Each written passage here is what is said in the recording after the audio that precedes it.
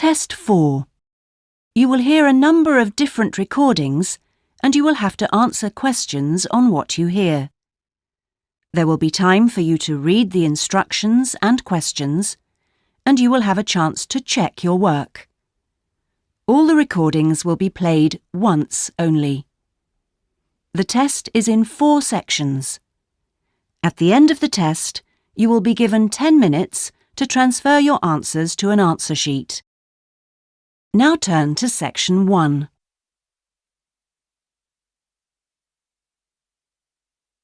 Section 1. You will hear a student talking to a housing officer about living with a homestay family. First, you have some time to look at questions 1 to 6.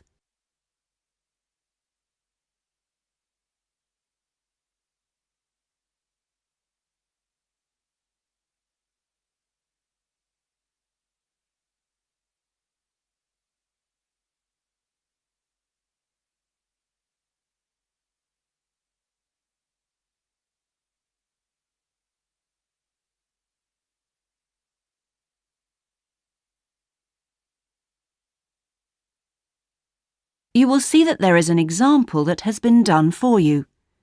On this occasion only, the conversation relating to this will be played first. Yes, what can I do for you?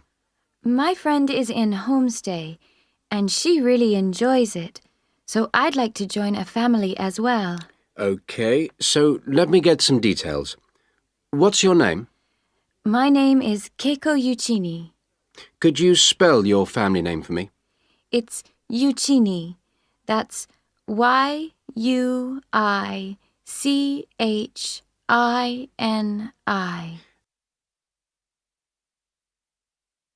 The student's surname is Yuichini, so Yuichini has been written on the form. Now we shall begin. You should answer the questions as you listen because you will not hear the recording a second time. Listen carefully and answer questions 1 to 6. Yes, what can I do for you? My friend is in homestay, and she really enjoys it, so I'd like to join a family as well. Okay, so let me get some details. What's your name? My name is Keiko Yuchini. Could you spell your family name for me? It's Yuchini. That's Yuichini.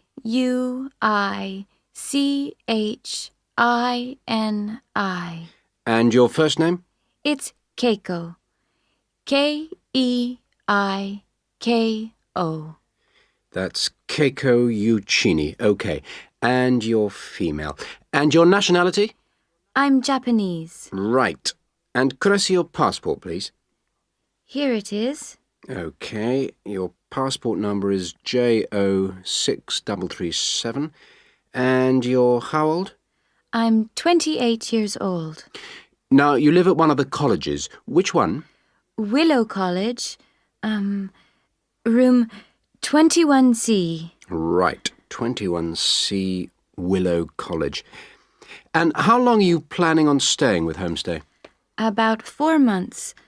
Longer if I like it. And what course are you enrolled in? Well, I've enrolled for 20 weeks in the Advanced English Studies because I need help with my writing. And I'm nearly at the end of my first 5-week course. Okay, do you have any preference for a family with children or without children? I like young children, but I'd like to be with older people. You know, adults, someone around my age. Okay. And what about pets? I am a veterinarian, so that's fine. The more the better. Before you hear the rest of the conversation, you have some time to look at questions 7 to 10.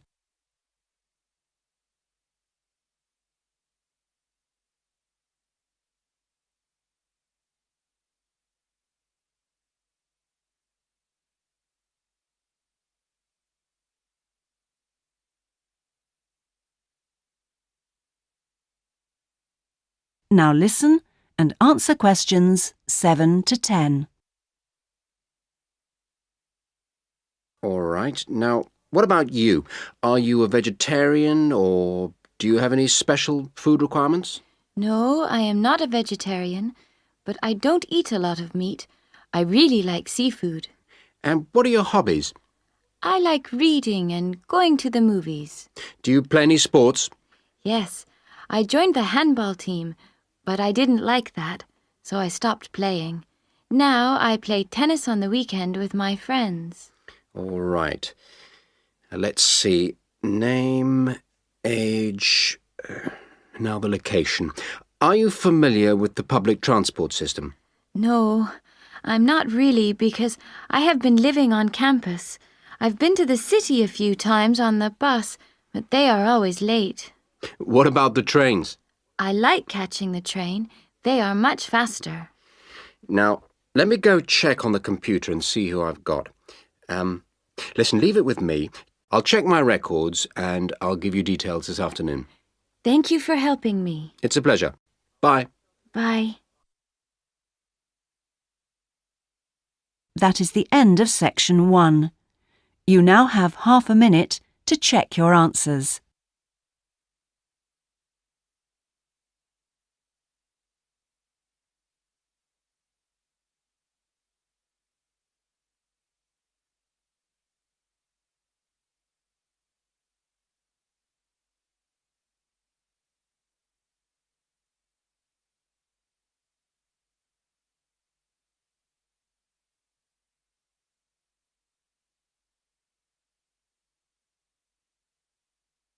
Now turn to section 2.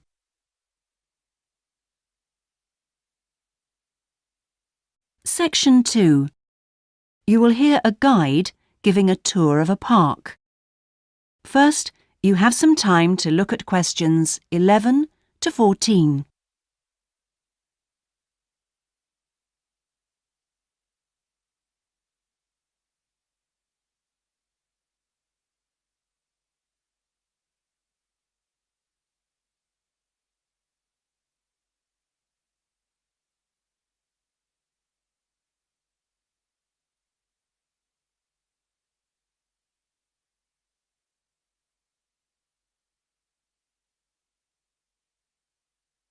Now listen carefully and answer questions 11 to 14. Welcome to all of you. Can everybody see and hear me? Good. I'm Sally, your guide for this tour of the Bicentennial Park. I hope that you're all wearing your most comfortable shoes and that you can keep up the pace. So, let's get underway on our tour around this wonderful park. I'll start today with some general background information. There used to be a lot of factories in this area until the 1960s. Creating the park required the demolition of lots of derelict buildings on the site, so most of the exciting park space all around you was originally warehouses and storehouses. The idea of building a public park here was first discussed when a property developer proposed a high-rise housing development, but the local community wasn't happy. If the land was to be cleaned up, they wanted to use the site for recreation. Residents wanted open space for outdoor activities rather than housing or even an indoor sports complex. Now, to the Bicentennial Park itself. It has two areas, a nature reserve and a formal park with man-made features and gardens. The tall blue and white building in front of us is called the Tower and is the centre point for the formal gardens. It stands 12 metres high, so follow me up the stairs to where we can take advantage of the fantastic views. Before you hear the rest of the tour, you have some time to look at questions 15 to 20.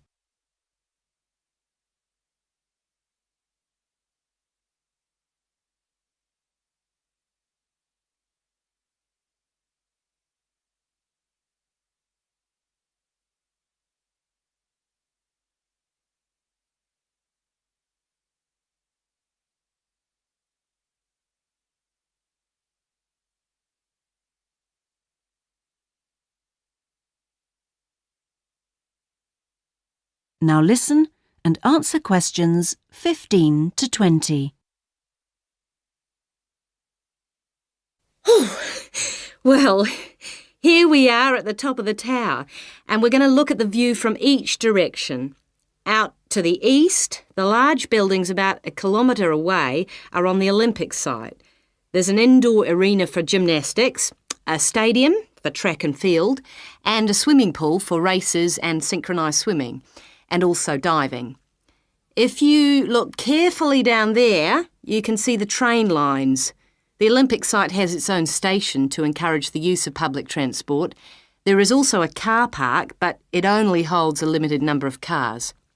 The formal park has some specially created water features. If you look out here to the south, you can see a circular ornamental pond. And around to the west, you can relax and sit on a bench to smell the flowers in the rose garden. And finally, up to the north, if you look in front of you now, there's a lake with a small island in the centre. You can hire rowing boats at the boat shed, which you can't see from here. But if you look through the trees, you can see the cafe, which has lovely views across the water. OK, let's climb down now. We will go now and have a look at the nature reserve section of the park, which has opened up natural wetland to the public. The mangroves have been made more accessible to visitors by the boardwalk built during the park's upgrade. You'd think that people would come here to look at the unusual plant life of the area, but in fact it's more often used for cycling and is very popular with the local clubs. This is the far end of the park, and over there you can see the frog pond, a natural feature here long before the park was designed. Just next to it we have our outdoor classroom, a favourite spot for school parties. The area is now most often used by primary schools for biology lessons. And finally, let's pass by the waterbird refuge. This area is in a sheltered part of the estuary. That's why the park's viewing shelter is a favourite spot for bird watchers who can use it to spy through binoculars. You can watch a variety of waterbirds, but most visitors expect to see black swans when they come to the shelter. You might spot one yourself right now. Well, here we are back at our starting point, the Visitors Centre. That is the end of section 2. You now have half a minute to check your answers.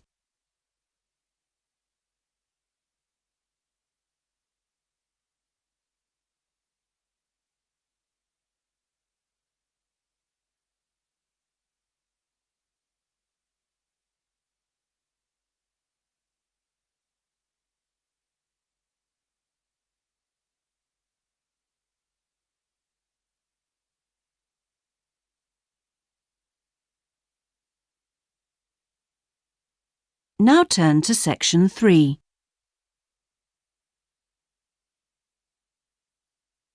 Section 3. You will hear 2 students discussing a geography presentation they're going to give. First, you have some time to look at questions 21 to 26.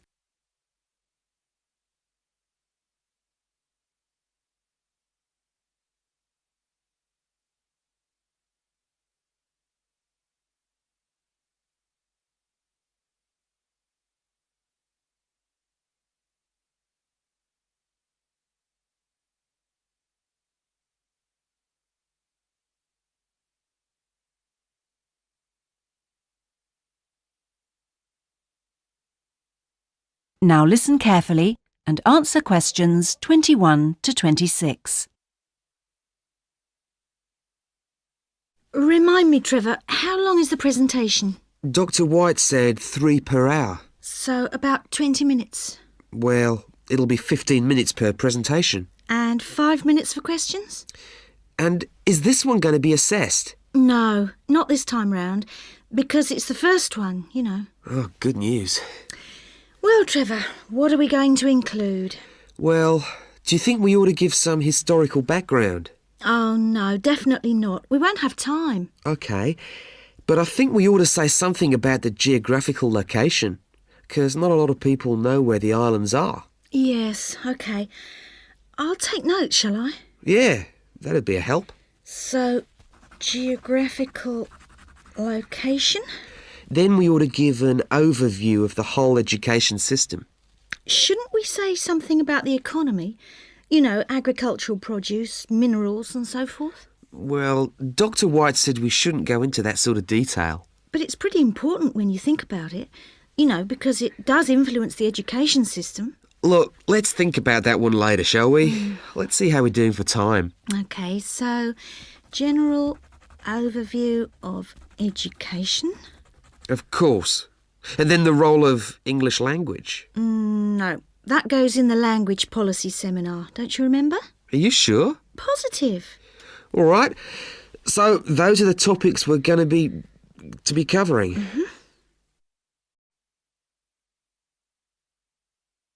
Before you hear the rest of the discussion, you have some time to look at questions 27 to 30.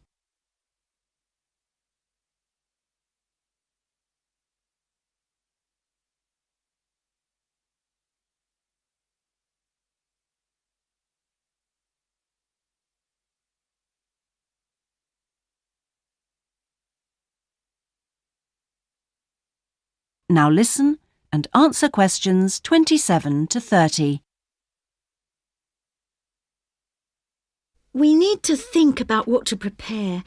Dr. White said he wanted us to use plenty of visuals and things, and we might as well try them out when we're not being assessed. Well, the most important thing is the overhead projector. No problem. We'll get that from the media room. Must remember to book it. Well, we'll need a map, of course. Probably two. One of the islands, large scale. And one of West Africa. Well, the West African one is no problem. There's one in the resources room. Oh, yeah, of course, the resources room. The islands are going to be more of a problem. Tell you what, there's a very clear map of Santiago in that tourist brochure I showed you last week. Don't you remember it? Oh, yeah, that's right. We can just use the tourist brochure. We also need statistics on several different things. Literacy rates. Yes, and school places. How about the encyclopedia? Nah, not up to date enough. Why don't we call the embassy? Oh, someone's enthusiastic. Well, if something's worth doing, I know, it's worth doing well. OK. we can find out statistics on school places from them as well. Might as well. Look, Julie, it's almost time for our tutorials. We can meet again on Monday, but we need to prepare some stuff before then. That is the end of section 3. You now have half a minute to check your answers.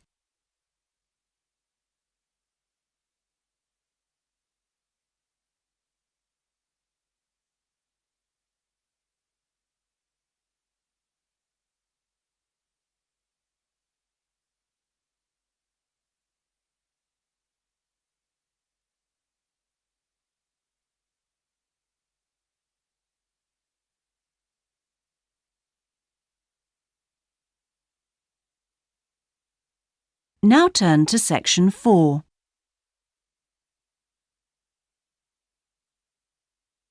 Section 4. You will hear part of a lecture about a chemical substance called monosodium glutamate. First, you have some time to look at questions 31 to 40.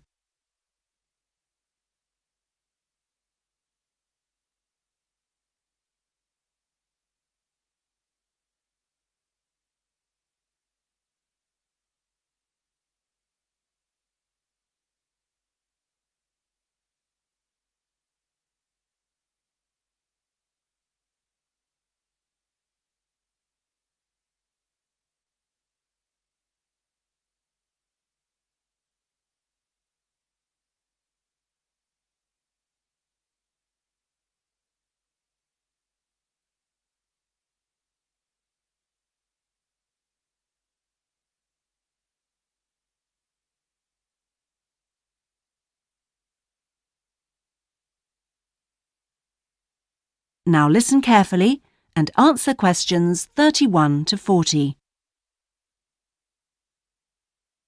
In today's lecture, I'm going to talk about monosodium glutamate, or MSG as it's more commonly known. Now, MSG, as you probably know, is a flavor enhancer which is used particularly in Chinese and Japanese cooking. Today, I am going to explore why it is so popular in these cuisines, and more importantly, how does it enhance the flavor of food? The main reason why MSG is more commonly used in Japanese meals is tradition. For many thousands of years, the Japanese have incorporated a type of seaweed known as kombu in their cooking, as they discovered it had the ability to make food taste better. But it wasn't until 1908 that the ingredient in kombu, which was responsible for the improvement in flavor, was actually discovered to be glutamate by scientists working there. From 1908 until 1956, glutamate was produced commercially in Japan by a very slow and expensive means of extraction. It was in 1956 that the speed of the process was improved and industrial production increased dramatically and still continues to increase to this day. In fact, hundreds of thousands of tons of MSG are produced all over the world today.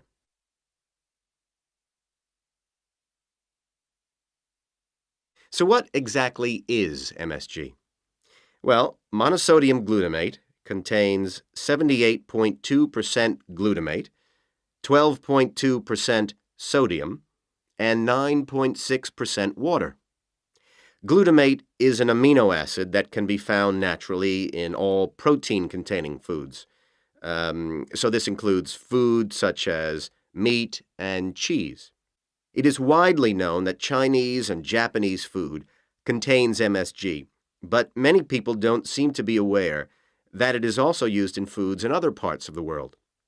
For example, it is found in commercially made Italian pizzas, in American fast food, and in Britain, MSG is used in things like potato crisps.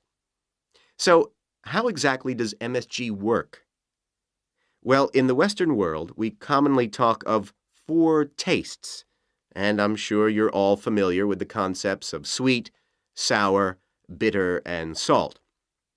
Well, in 1908, Kikunae Ikeda identified a 5th taste, and it is thought that MSG intensifies this naturally occurring taste in some food. It does make perfect evolutionary sense that we should have the ability to detect or taste glutamate because it is the amino acid which is most common in natural foods. John Prescott, an associate professor at the University of Chicago, suggests that this 5th taste serves a purpose just as the other tastes do. He suggests that it signals to us the presence of protein in food, in the same way that sweetness indicates that a food contains energy-giving carbohydrates. Bitterness, he says, alerts us to toxins in the food, while sourness warns us of spoilage, and saltiness signals the presence of minerals. So, what else do we know about this 5th taste? That is the end of section 4. You now have half a minute to check your answers.